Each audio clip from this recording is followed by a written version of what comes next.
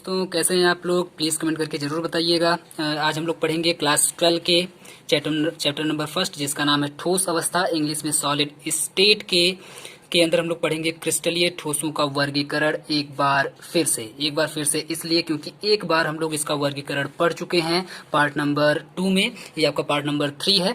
Part number 2 में हम लोग पढ़े थे अवयवी कणों के आधार पर क्रिस्टलीय ठोसों का वर्गीकरण, यानी कि क्रिस्टलीय ठोस जो होंगे उसके अंदर कैसे कण पाए जाएंगे, उसके अवयवी का मतलब होता है उसको जिन कणों से मिलकर के बना हुआ है, ठीक है, जिन कणों से मिलकर के क्रिस्टलीय ठोस बना हुआ है उनके आधार पर हम लोग बांटे थे 4 प्रकार का। चारों का नाम उम्मीद करते हैं आप लोगों को याद होगा, अगर आप लोग दूसरा वीडियो देखे होंगे तो। चारों का नाम क्या था आप सभी लोग जानते हैं, धात्विक ठोस, आणविक ठोस, आयनिक ठोस और एक और आपका था उप सहसंयोजन ठोस। 4 प्रकार के ठोस हम लोग पढ़ चुके हैं, बिल्कुल कंप्लीटली खत्म हो चुका है। आज हम लोग पढ़ेंगे क्रिस्टलीय ठोसों का वर्गीकरण, लेकिन आज हम लोग पढ़ेंगे ज्यामिति के आधार पर उसकी ज्योमेट्री कैसी होगी, उसकी स्ट्रक्चर कैसी होगी क्रिस्टलीय ठोसों की, इसके आधार पर हम लोग पढ़ेंगे क्रिस्टलीय ठोसों का वर्गीकरण। आप देख पा रहे हैं पार्ट नंबर 3 में, ठीक है, पार्ट नंबर 3 में आज हम लोग पढ़ेंगे।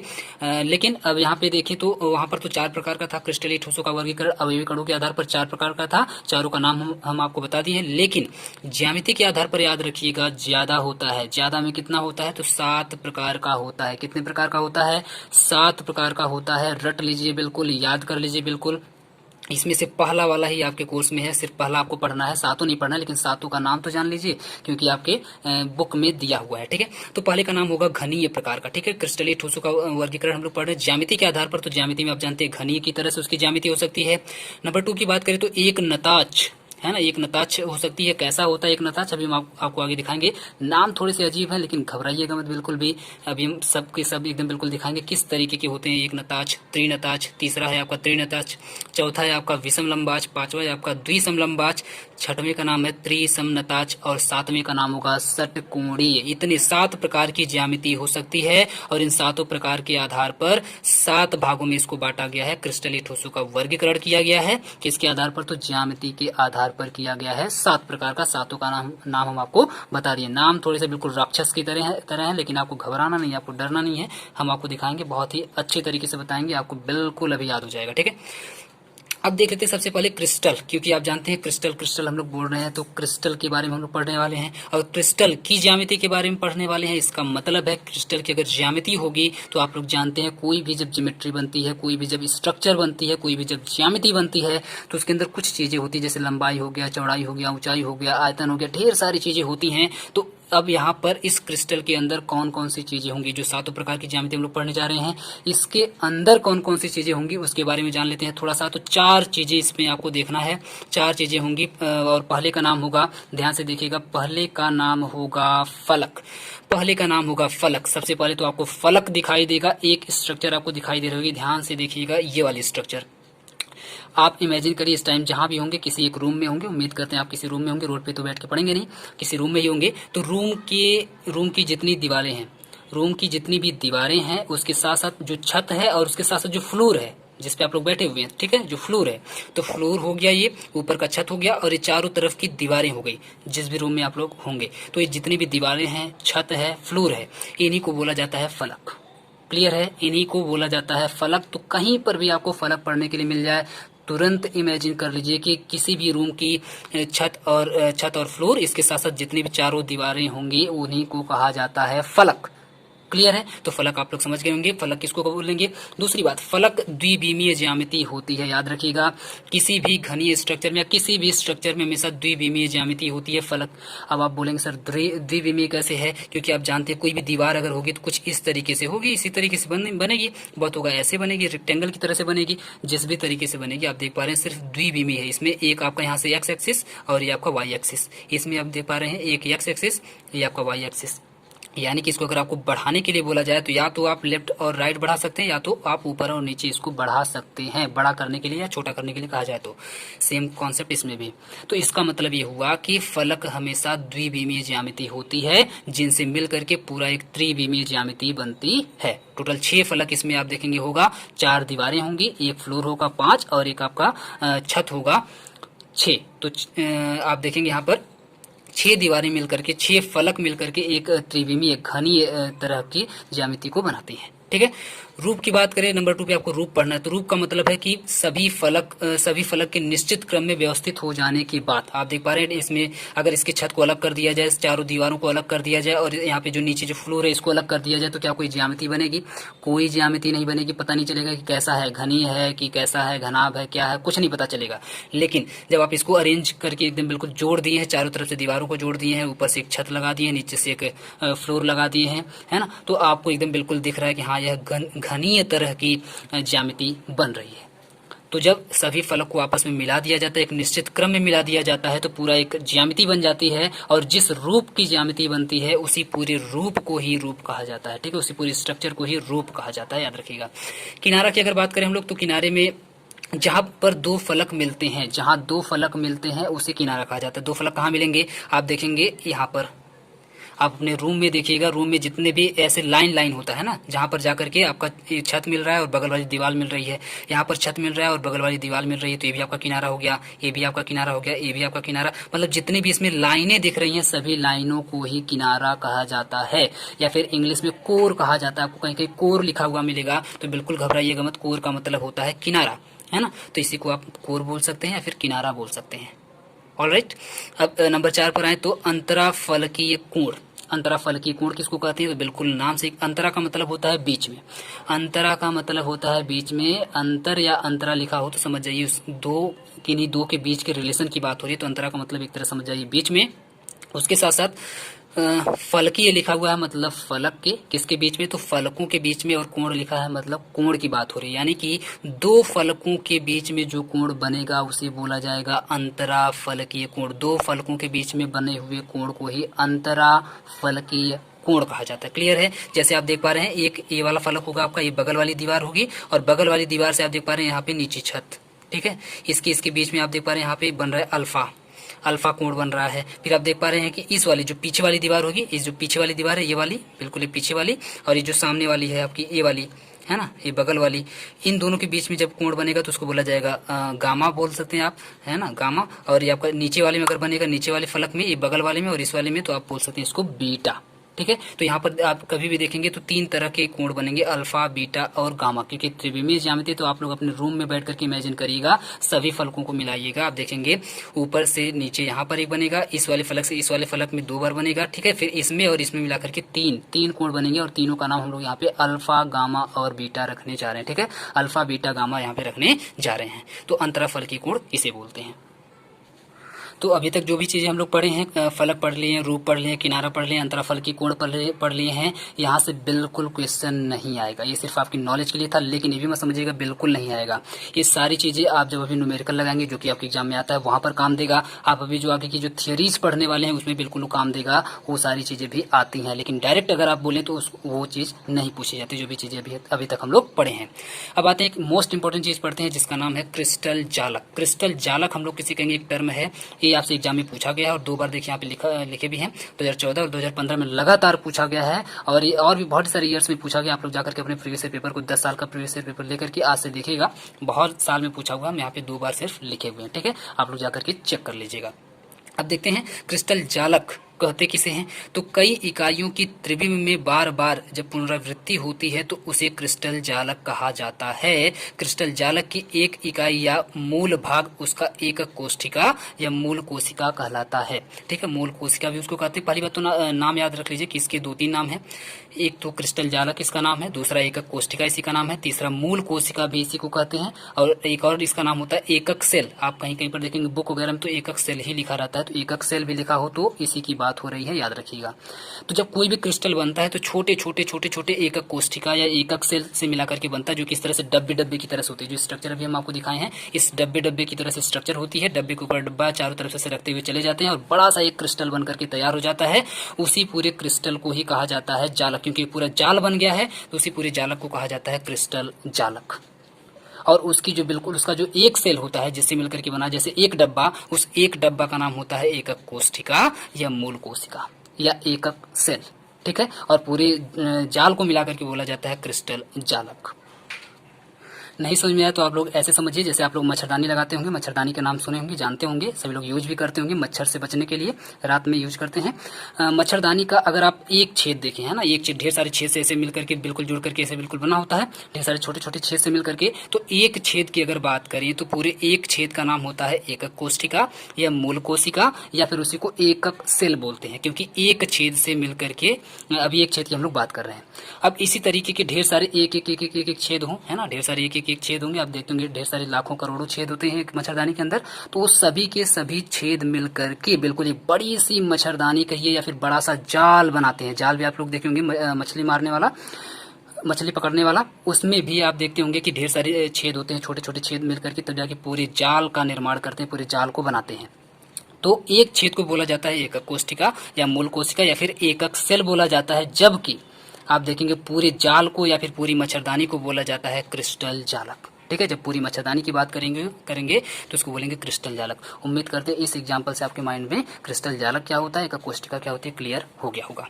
नेक्स्ट अगर टॉपिक की बात करें इसी में, तो क्रिस्टल जालक में जहां पर कोई अणु या परमाणु या आयन पाए जाते हैं उसे ही जालक बिंदु कहा जाता है, या वही जालक बिंदु कहलाते हैं। याद रखिएगा कि पूरे जाल में जहां जहां पर कोना कोना होता है ना, जहां जहां पर जाकर के बिल्कुल जाल मिला होता है, आप देखेंगे जो कोना कोना होता है हर कोने पर आप देखेंगे, या फिर जहां जहां भी पूरी एकक कोशिका में या पूरे क्रिस्टल जालक में जहां जहां पर भी कोई कण पाया जाएगा, कोई अणु पाया जाएगा, कोई परमाणु पाया जाएगा या कोई आयन पाया जाएगा, तो उसे ही बोला जाएगा जालक बिंदु। तो जालक बिंदु किसे कहा जाएगा, पूरे क्रिस्टल जालक में जहां जहां पर भी अणु परमाणु या आयन पाए जाते हैं उसी बिंदु को जालक बिंदु कहा जाता है।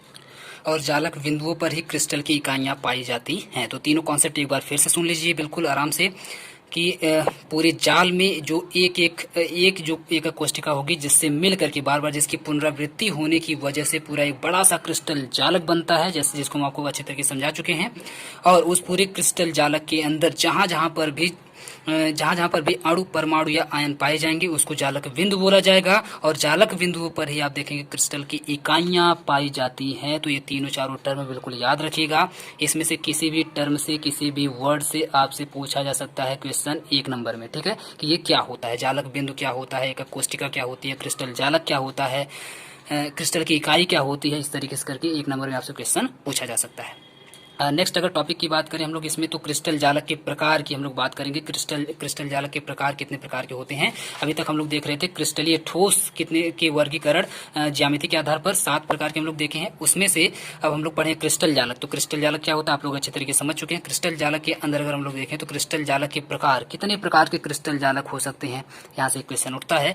तो टोटल 14 प्रकार के त्रिविम जालक बनते हैं, जिसे हम लोग ब्रेविस जालक कहते हैं, या इसे हम लोग क्रिस्टल जालक कहते हैं। तो क्रिस्टल जालक टोटल कितने प्रकार के हो सकते हैं, 14 प्रकार के हो सकते हैं। और इन 14 का नाम क्या होता है, ब्रेविस जालक। तो ब्रेविस जालक भी आपसे पूछा जा सकता है, इंपॉर्टेंट टॉपिक है। ब्रेविस जालक कितने प्रकार के होते हैं, 14 प्रकार के होते हैं। 14 प्रकार के आपके सिलेबस में बिल्कुल है। और ब्रेविस नाम के साइंटिस्ट ने इसको खोजा था, इसलिए इन्हीं के नाम पे रखा गया ब्रेविस जालक। ठीक है, वो 14 कौन कौन से होंगे उसको भी हम आपको दिखाते हैं। सबसे पहले की अगर हम लोग बात करें तो सबसे पहला आपका होगा घनीय प्रकार का, जिसको इंग्लिश में हम लोग क्यूबिक बोलेंगे। घनीय को इंग्लिश में क्यूबिक बोला जाता है। क्यूबिक प्रकार का या फिर घनीय प्रकार का सबसे पहला ब्रेविस जालक होता है। और इसकी खासियत क्या क्या होती है, घनीय ब्रेविस जालक की खासियत क्या क्या होती है, तो केवल कोनों पर अवयवी कण पाए जाते हैं। याद रखिएगा, घनीय अगर क्रिस्टल जालक किस प्रकार का है, घनीय प्रकार का अगर है तो उसमें कण कहाँ पाए जाएंगे, ये क्वेश्चन पूछा गया है। याद रखिएगा, केवल कोनों पर ही पाए जाते हैं। हमेशा याद रखिएगा, घनीय प्रकार के क्रिस्टल जालक में कण हमेशा केवल और केवल कोनों पर पाए जाएंगे, बाकी कहीं नहीं पाए जाएंगे। जितने भी उसके कोने होंगे, टोटल 8 कोने होते हैं, 8 कोने पर पाए जाएंगे, बाकी कहीं नहीं पाए जाएंगे। ऐसे जालक को हम लोग सरल घनीय ठोस कहते हैं, या फिर सरल घनीय जालक कहते हैं, या फिर सरल घनीय प्रकार का क्रिस्टल जालक कहते हैं। जो भी नाम, ढेर सारे नाम इसके हो सकते हैं, बस आपको याद क्या रखना है, तो सरल घनीय। ऐसे वाले को हम लोग क्या बोलते हैं, सरल घनीय। इंग्लिश में सिंपल क्यूबिक बोलते हैं। इंग्लिश में क्या बोलते हैं, सिंपल क्यूबिक। और शॉर्ट में बोलते हैं एससी। जहां पर भी एससी लिखा हो समझ जाइएगा सरल घनीय की बात हो रही है, सिंपल क्यूबिक की बात हो रही है। अब थोड़ा सा और जानते हैं सरल घनीय के बारे में। तो सरल घनीय आप देख सकते हैं 2019 में पूछा भी गया, आप लोग जाकर के चेक कर सकते हैं, और भी बहुत बार पूछा गया है। हम एक दो बार का सिर्फ आपको इसका महत्व बताने के लिए लिख देते हैं, बाकी आप लोग जाकर के खोजिएगा, ये आपका काम है, ठीक है। इसके बारे में थोड़ा और अगर जानने की हम लोग कोशिश करें तो इसमें A = B = C होता है। ABC हम लोग किसको माने हैं, तो ABC का मतलब होता है, एक मान लीजिए ऊंचाई इसकी A है, ऊंचाई अगर इसकी A है और यहाँ से इसकी चौड़ाई जो है उसको अगर हम लोग B मान लें, और इसकी जो यहाँ पर आप देख, सॉरी हाँ ठीक है, ये ऊंचाई आपकी हो गई, ये चौड़ाई अगर हो गई, और इसको अगर हम लोग लंबाई मान ले C, तो ऊंचाई हो गई, चौड़ाई हो गई, लंबाई, यानी कि लंबाई, चौड़ाई और ऊंचाई इसकी तीनों बराबर होती है। ये तीनों लेंथ यहाँ से यहाँ तक, यहाँ से यहाँ तक, यहाँ से यहाँ तक बिल्कुल सेम होगी। अगर ये 5 है तो ये भी 5 और ये भी 5 होगी। तो इस तरीके से आप लोग देखेंगे A = B = C होता है। ऊंचाई, चौड़ाई और लंबाई तीनों आपस में इक्वल होती है सरल घनीय वाले में। दूसरी बात, जैसा कि हम आपको बताए थे कि अंतराफलकीय कोण भी होता है। तो अंतराफलकीय कोण 3 बनता है।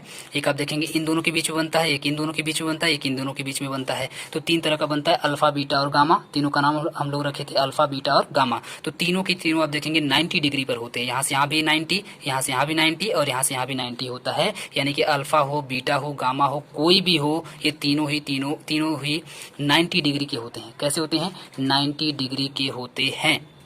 इसको बोला जाता है सिंपल क्यूबिक। तो घनीय के अंदर जो सबसे पहला जालक होगा वो सिंपल क्यूबिक यानी सरल घनीय प्रकार का होगा, जिसमें सब कुछ आपस में इक्वल होगा। दूसरे की अगर हम लोग बात करें तो दूसरा एक और जालक इसी में घनी वाले, अभी हम लोग घनी को ही पढ़ रहे हैं, याद रखिए अभी हम लोग घनी को पढ़ रहे हैं। तो घनी के अंदर एक और बनेगा जिसका नाम होगा काय केंद्रित घनीय। दूसरे वाले घनीय प्रकार का नाम क्या होगा, काय केंद्रित घनीय, जिसको इंग्लिश में हम लोग बोलते हैं बॉडी सेंटर्ड क्यूबिक बोलते हैं। या फिर इसी का एक और नाम होता है अंतः केंद्रित घनीय। अंतः केंद्रित घनीय, यहाँ पे अंतः लगा दिया जाएगा तब भी बात वही होती है, बॉडी सेंटर्ड क्यूबिक, जिसको शॉर्ट में इसको BCC बोला जाता है। इसको शॉर्ट में BCC बोला जाता है, इसको SC बोला जाता है और इसको FCC बोला जाता है। याद रखिएगा, तीनों नाम आप लोग शॉर्ट में याद रखिएगा। अब इसकी खासियत क्या होती है, इसकी खासियत सिर्फ इतनी होती है, इसमें भी सब कुछ सेम रहेगा। आप देखेंगे इसमें भी ABC तीनों आपस में इक्वल होगा, अल्फा, बीटा, गामा तीनों आपस में इक्वल होगा। सेम कॉन्सेप्ट इसमें भी होगा। जो तीसरा हम लोग स्ट्रक्चर पढ़ेंगे इसमें भी सेम यही रूल लागू होगा। तो डिफरेंस कहाँ है, डिफरेंस ये है कि डिफरेंस इसमें आप देख पा रहे हैं, ये जो गोला जो बना है, छोटा छोटा गोला, ये कण है, ये कण है। तो जितने भी कोने होते हैं घनी वाले में हम आपको बताएं, जितने भी कोने होते हैं सिर्फ वहां पर कण पाए जाते हैं। तो यहाँ कोना है, यहाँ कोना है, यहाँ कोना है, यहाँ कोना, यहाँ कोना, यहाँ कोना, यहाँ कोना और यहाँ कोना, सभी कोने पर आप लोग देख पा रहे हैं कण पाए जा रहे हैं। लेकिन काय केंद्रित या बॉडी सेंटर्ड की अगर हम लोग बात करें तो बॉडी का मतलब होता है पूरी की पूरी एक बॉडी मान लीजिए, और सेंटर्ड का मतलब होता है इसके बीच में एक होगा।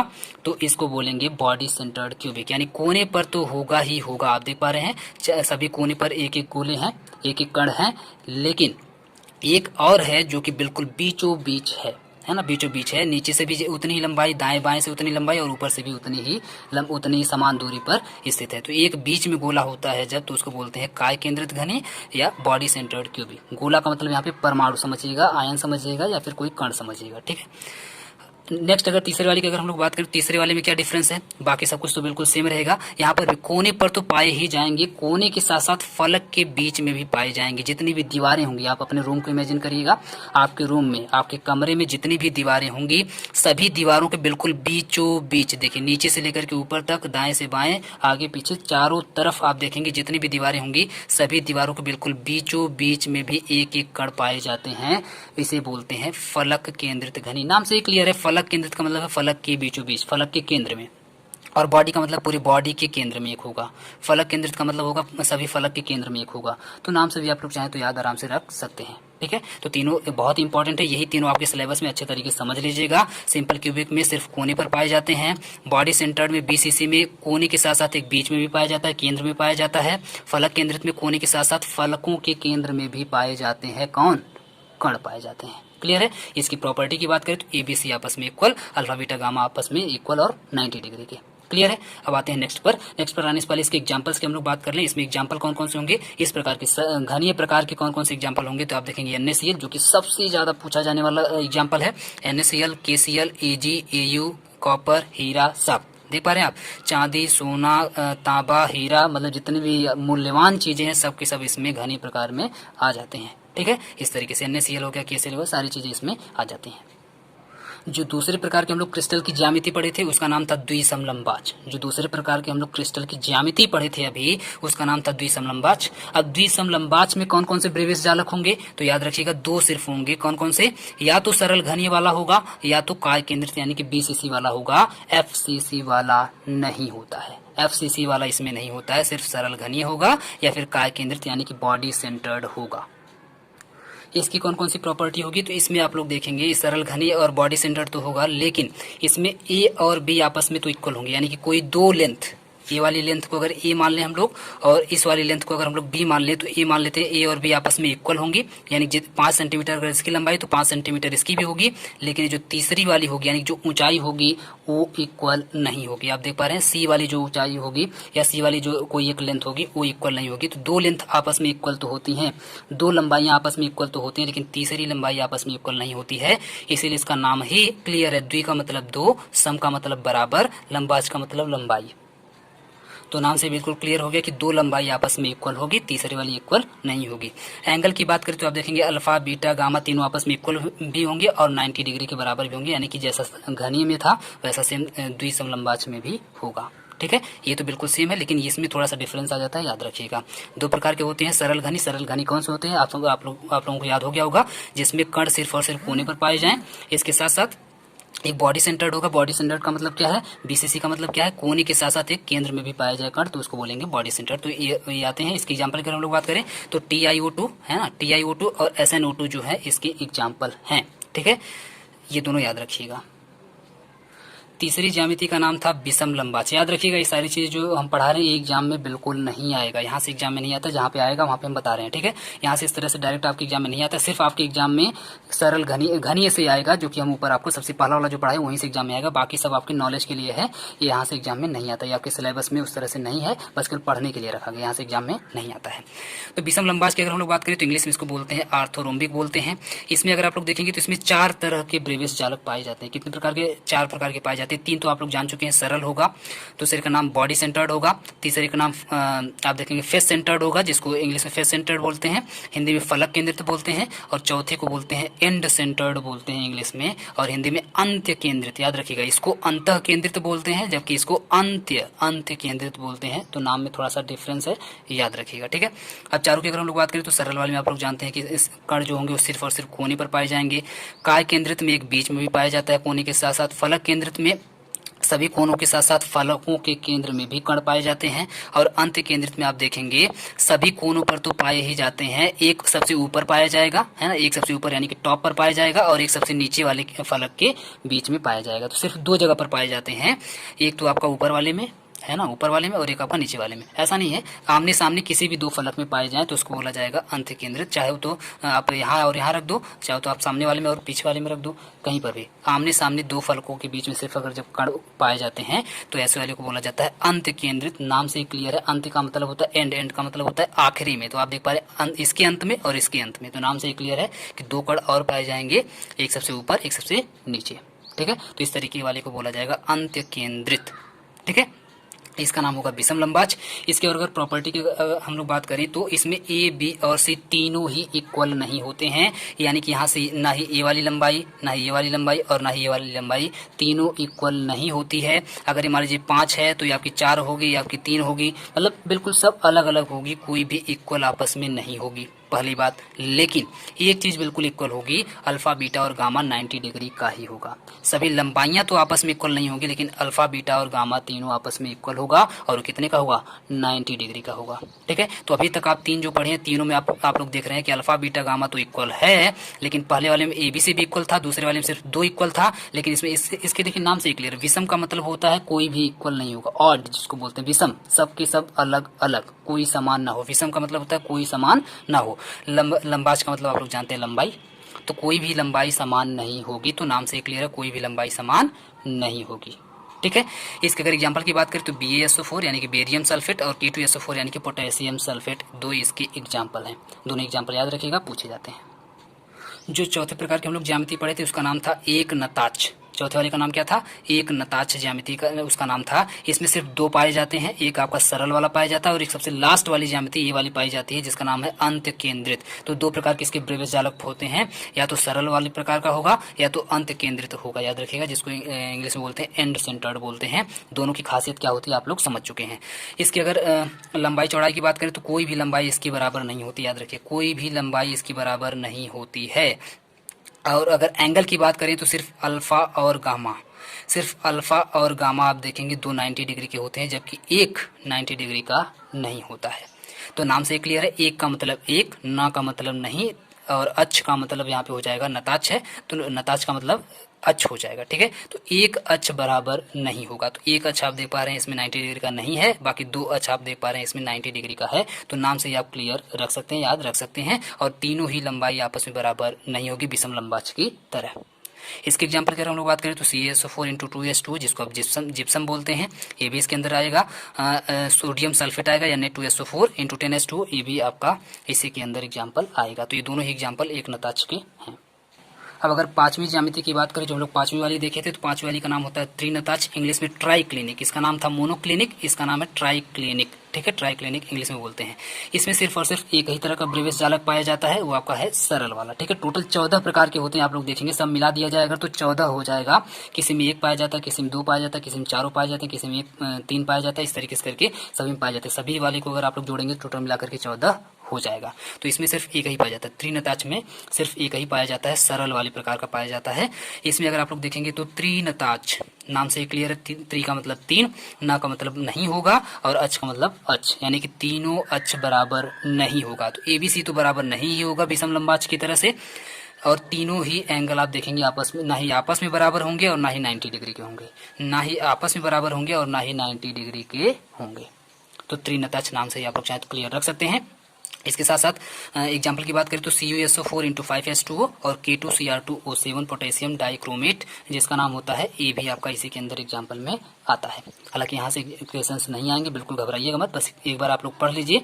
अगर लक बाई चांस आ भी जाता है तो आप लोग आराम से कर ले जाएंगे, लेकिन ये आपके सिलेबस में नहीं, यहाँ से क्वेश्चंस नहीं आते, सिर्फ घनीय से आते हैं, बार बार हम आपको बता रहे हैं। अब अगर छठवीं ज्यामिति की हम लोग बात करें, हम लोग टोटल 7 प्रकार की ज्यामिति को देखे थे, लेकिन अगर छठवीं वाली की हम लोग बात करें तो छठवीं वाली का नाम था त्रिसमनताक्ष, जिसको इंग्लिश में बोलते हैं ट्राइगोनल, इंग्लिश में बोलते हैं ट्राइगोनल, और इसका नाम है त्रिसमनताक्ष। इसमें भी सिर्फ एक ही प्रकार का ब्रेवियस जालक पाया जाता है, उसका नाम है सरल, सरल प्रकार का पाया जाता है। सरल का मतलब बस इतना समझिए, कोने पर ही सिर्फ कण पाए जाएंगे, बाकी कहीं नहीं पाए जाएंगे। तो कण के आधार पर उसको 4 प्रकार के ब्रेवियस जालक होते हैं, जिसमें से आप चारों का नाम जान चुके हैं। सरल होता है एक आपका, दूसरा आपका होता है बॉडी सेंटर्ड, तीसरा आपका होता है फलक केंद्रित यानी कि FCC, और चौथे का नाम था एंड सेंटर्ड यानी कि अंत केंद्रित। 4 प्रकार के होते हैं, उन्हीं चारों में से कोई न कोई पाया जाएगा। तो इसमें सिर्फ एक प्रकार का पाया जाता है, सरल वाला, ठीक है। इसकी अगर हम लोग बात करें तो यहाँ पे आप लोग देख पा रहे होंगे 3 मीन्स 3, सम का मतलब बराबर होगा, है ना, और न का मतलब नहीं होगा, और अक्ष का मतलब एक अक्ष है, यानी कि एक अक्ष आपका बराबर नहीं होगा। बाकी तीनों अगर आप लोग देखेंगे, तीनों यहाँ पे A, B और C यानी कि तीनों जो लंबाइयाँ हैं वो आपस में बिल्कुल बराबर होंगी। तो तीनों लंबाइयाँ बिल्कुल यहाँ पे आपस में बराबर होंगी, क्योंकि त्रिसम लिखा है, यानी कि तीनों आपस में बराबर होंगी, सम का मतलब समान होंगी। लेकिन अगर अक्ष की बात करें तो नताक्ष लगा हुआ, न का मतलब नहीं, यहाँ पे न का मतलब नहीं समझिएगा, यानी कि एक अक्ष यहाँ पे 90 डिग्री का नहीं, सॉरी, तीनों आपस में, तीनों एंगल आपस में बराबर तो होंगे, लेकिन वो 90 डिग्री के नहीं होंगे। ना का मतलब नहीं होंगे और अक्ष का मतलब है 90 डिग्री के यहाँ पर नहीं होंगे। बाकी तीनों आपस में बराबर होंगे, क्योंकि यहाँ पे सम लगा हुआ है, सम का मतलब समान होंगे। तो याद रखिएगा, तीनों लंबाइयाँ आपस में समान होंगी, तीनों अक्ष भी आपस में समान होंगे, लेकिन 90 के नहीं होंगे। हो सकता है 50-50 के हों, हो सकता है 60-60 के हों, हो सकता है 120-120 के हों, जितने के भी होंगे, लेकिन 90 के नहीं होंगे, ठीक है। लेकिन आपस में तीनों समान होंगे, अल्फा जितना होगा उतना ही बीटा होगा, उतना ही गामा होगा, लेकिन 90 का नहीं होना चाहिए। वो 50 का हो सकता है, 99 का हो सकता है, लेकिन 90 का नहीं होगा, ठीक है, इस तरीके से। इसके अगर एग्जाम्पल की बात करें तो CaCO3 कैल्शियम कार्बोनेट और NaNO3 सोडियम नाइट्रेट, ये दो इसके एग्जाम्पल हैं। दोनों एग्जाम्पल आप लोग बस ऐसे ही दिमाग में रखिएगा, यहाँ से क्वेश्चन नहीं आएगा। एक 7वें प्रकार की, जो 7 प्रकार की हम लोग ज्यामिति पढ़े थे, तो 7वें में से सबसे लास्ट वाली की का नाम था षटकोणीय प्रकार की ज्यामिति होगी, क्रिस्टल, कोई भी क्रिस्टल जालक की या कोई भी क्रिस्टल की। अब षटकोणीय का नाम तो आप लोग जानते होंगे, षटकोणीय से आप लोग समझ चुके होंगे, इस तरह की कुछ उसकी आकृति होती है, और इसको भी सरल प्रकार का ही बोलते हैं, है ना, लेकिन थोड़ी सी इसकी अलग होती है। इसमें भी सभी कोने पर आप देखेंगे यहाँ पर पाए जाते हैं, और एक यहाँ पर कण पाया जाता है, एक यहाँ पर कण पाया जाता है, बाकी आप देखेंगे सभी कोने पर यहाँ पर कण पाए जाते हैं। तो जितने भी यहाँ पर कोने होंगे सभी कोनों पर कण पाया जाएगा और एक बीच में यहाँ पर कण पाए जाते हैं।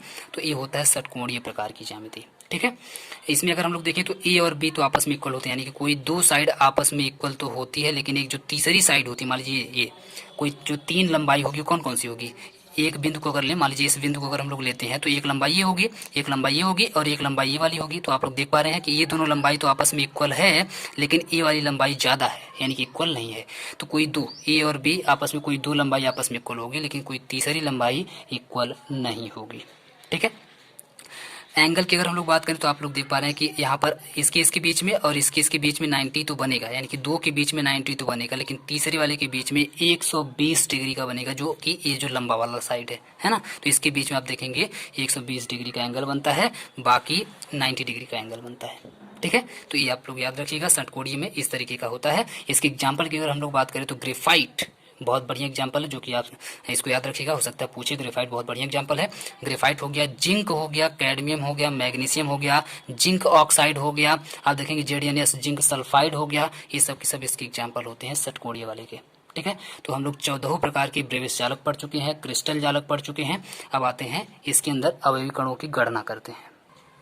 अब ये टॉपिक आप लोगों के लिए बहुत ज़्यादा इंपॉर्टेंट हो जाता है, यहाँ से लॉन्ग में भी क्वेश्चंस आते हैं और शॉर्ट में भी आते हैं। तो इसको सतर्क होकर के अच्छे तरीके से कॉन्सेंट्रेट होकर के इस टॉपिक को पढ़िएगा। इस टॉपिक का नाम है घनीय संरचना। जैसा कि हम आपको बताए थे बार बार कि जो अभी हम लोग 7 प्रकार की ज्यामिति पढ़े हैं और 7 प्रकार की ज्यामिति में 14 प्रकार के ब्रेविस जालक पढ़े हैं, उसमें से सिर्फ एक आपके सिलेबस में सिर्फ एक से आपके एग्जाम में क्वेश्चन आता है, और वह सबसे पहला वाला जो कि घनीय था।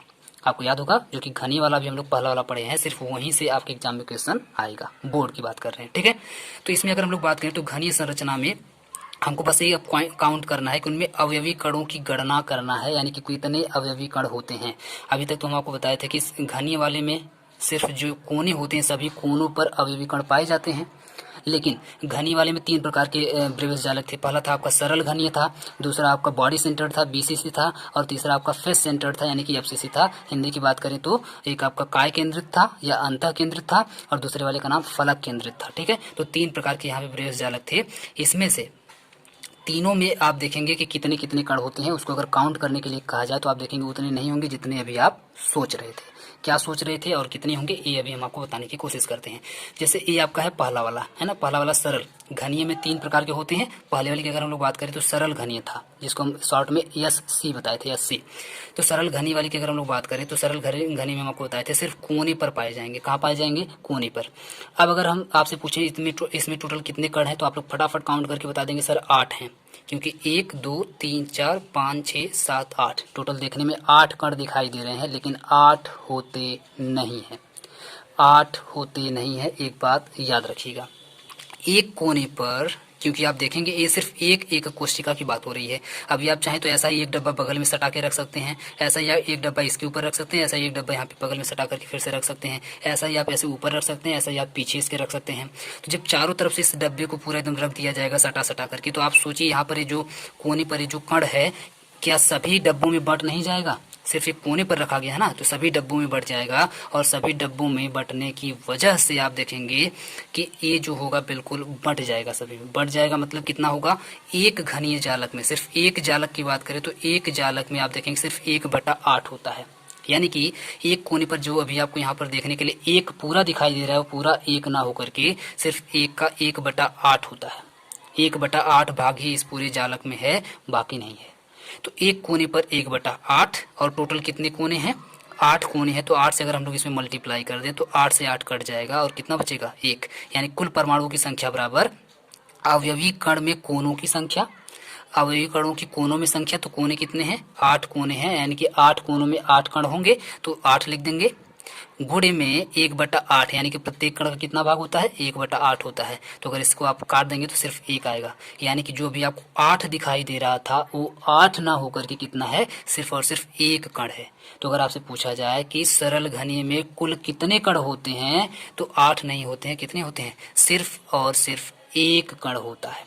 कैसे होता है हम आपको बता चुके हैं, एक कोने पर 1/8, और टोटल कोने हैं 8 से आप मल्टीप्लाई करके काट देंगे तो सिर्फ बचेगा 1, यानी कि केवल और केवल 1 कण ही है। यहाँ पर सरल घनी के अंदर। आप ऐसा करिए, अगर आपको समझ में नहीं आ रहा तो आप ये कोई मान लीजिए तरबूज की इमेजिन करिए, तरबूज आप खरीद लीजिए, तरबूज को लीजिए और तरबूज को बिल्कुल काटिए, है ना। पहले काटेंगे तो 4 फाल में बट जाएगा, उसको चारों फाल को एक बार फिर से काटिए, जब फिर से काटेंगे तो 8 फाल में बट जाएगा, है ना। 8 फाल में बट जाएगा और 8 फाल का जो एक फाल होगा जो आप अपने खाने के लिए लेंगे, वही पार्ट समझिए एक जालक के अंदर होता है, ठीक है। एक जालक के अंदर सिर्फ वही उतना सा ही होता है, बाकी का नहीं होता, बाकी का बाहर होता है। और बाहर कहाँ होता है? दूसरे जालक के अंदर होता है, ठीक है। तो इसी वजह से यहाँ पर एक पूरा सभी कोनों का मिलाकर के केवल एक कण ही होता है इस कोने के अंदर, सॉरी इस सरल घनी के अंदर। याद हो गया होगा। अब दूसरे प्रकार पे आते हैं। दूसरे प्रकार का नाम था BCC, यानी कि बॉडी सेंटर्ड, जिसको या फिर इंग्लिश में हिंदी में अंत केंद्रित, या फिर सॉरी हाँ अंत केंद्रित, या फिर काय केंद्रित भी इसका नाम होता है हिंदी में, ठीक है। तो काय केंद्रित या फिर अंत केंद्रित, अंत नहीं अंत केंद्रित। इसमें अगर हम लोग बात करें टोटल कुल कितने कण होते हैं, इस पूरे में आपको कितना दिखाई दे रहा है, अभी आप लोग देख करके काउंट करके बताएंगे सर पूरे कोने पर मिला करके 8 हो गया और एक बीच में टोटल मिला के 9 कण है, लेकिन बिल्कुल गलत है। अभी कोनों पर कितना होगा ये तो हम आपको बता चुके हैं। कोने पर आप जानते हैं 1/8 भाग होता है, और इसको अगर काट देंगे तो सिर्फ और सिर्फ कितना बचेगा? 1 बचेगा, है ना। 8 से 8 अगर आप लोग काट देंगे तो 1 बचेगा, तो टोटल सिर्फ 1 हो गया। सभी कोनों पर मिला करके तो 1 हो गया, ये बात आप लोग समझ चुके हैं अच्छे तरीके से। इसके बाद 1 होता है बीच में। अगर आप कोई रूम लें, आप जिस रूम में बैठे उस रूम में एकदम बिल्कुल बीचों बीच रखना हो, है ना। बीचों बीच का मतलब है नीचे नहीं, फर्श पे नहीं रखना है, ना ही फर्श पे रखना है, ना ही छत पे रखना है, बिल्कुल बीचों बीच होना चाहिए। यानी कि सभी दीवारों, फर्श और वहां से सभी से दूरी बिल्कुल समान होनी चाहिए, यानी कि बिल्कुल बीचों बीच एक कण अगर रखना हो तो आप देखेंगे पूरा का पूरा एक गोला आराम से आ जाएगा। एक कण पूरा का पूरा आ जाएगा, ये किसी में भी बटेगा नहीं। जब किसी में नहीं बटेगा तो पूरा का पूरा एक होगा। तो टोटल सभी 8 कोनों का मिला करके एक कण और प्लस एक कण मिला करके टोटल कितना हो जाएगा? 2 कण। तो याद रखिएगा हमेशा और हमेशा कि BCC में हमेशा कुल कणों की संख्या कितनी होती है? 2 होती है। कैसे होती है? टोटल सभी कोनों का मिला करके 1 प्लस एक बीच में मिला करके हो जाएगी 2। और ये आप देखेंगे 2019 में पूछा भी जा चुका है, ठीक है। और भी जाकर के आप लोग खोज लीजिएगा किस किस ईयर में कैसे कैसे पूछा हुआ है, ठीक है। इसको निकाला कैसे गया तो फॉर्मूला आप लोग देख लीजिए। कुल अवयवी कणों की संख्या, अवयवी कण कोने में, तो कोने में कितने हैं? टोटल 8 हैं, गुणे 1/8, तो गुणे 1/8 प्लस एक केंद्र में, प्लस एक केंद्र में कर देंगे तो 8 से 8 कट जाएगा 1 और 1 मिलकर के हो जाएगा टोटल 2। अब आते हैं नेक्स्ट पर। नेक्स्ट वाले का नाम है फलक केंद्रित, जो कि 2016 में पूछा जा चुका है। फलक केंद्रित या फिर इंग्लिश में बोले तो BCC बोला जाता है, फलक केंद्रित घनीय, यानी कि फेस सेंटर्ड क्यूबिक, इंग्लिश में FCC कहा जाता है। अब इसमें अगर हम लोग बात करें तो हम आपको बताए थे कि सभी कोनों पर तो होते ही होते हैं, उसके साथ साथ सभी फलक के बिल्कुल बीचों बीच में भी एक एक कण होते हैं। लेकिन अब अगर आपसे बोला जाए कि इसमें टोटल कितने कण हैं तो आप बताएंगे सर 8 कोनों पर मिला करके 8 प्लस 1 यहाँ पर 1 2 3 4 5 6 यहाँ पे मिला के और 8 6 14, 8 6 आप बता देंगे टोटल 14 कण, लेकिन बिल्कुल गलत है, 14 कण होते ही नहीं है।